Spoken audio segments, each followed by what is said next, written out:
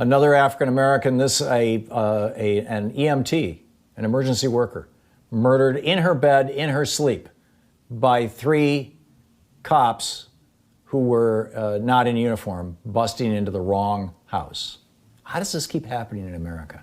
Check this out, leave your comments, ding the bell, share it with your friends, and subscribe to our channel. And I think we know how it keeps happening. We have to put an end to it. So we're hearing about it now, but back on March 13th, Breonna Taylor, a 26-year-old emergency medical technician, an EMT, was sound asleep in her home when 3 police officers who were in plain clothes, who were in a vehicle that was unmarked, although keep in mind she was sound asleep, kicked in her door looking for a guy who lived in a different building, who had no relationship to her. They were in the wrong place. And she died in a hail of bullets that were, quote, blindly fired. Over 20 bullets.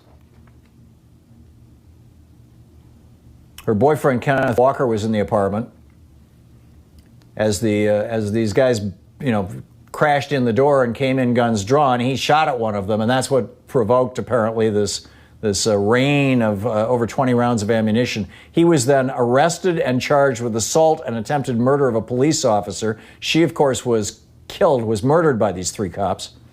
And, Walker, he had a registered firearm, her boyfriend. He had a legal gun.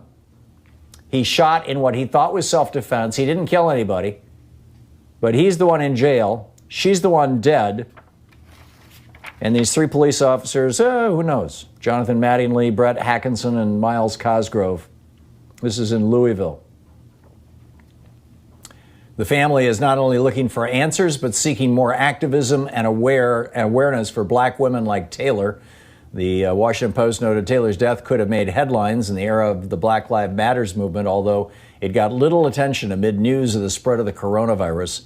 Pandemic headlines drowning out news of her death. But she was an EMT on the front lines, too.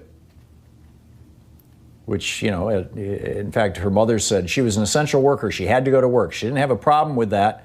To not be able to sleep in her own bed, without someone busting down your door and taking your life, it's just like, make sure you wash your hands.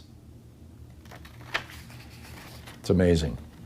Trayvon Martin, Michael Brown, Stephon Clark, Terrence Crutcher, Alton Sterling, Philando Castile, Eric Garner, Laquan McDonald, Tamir Rice. I mean, it just never seems to end.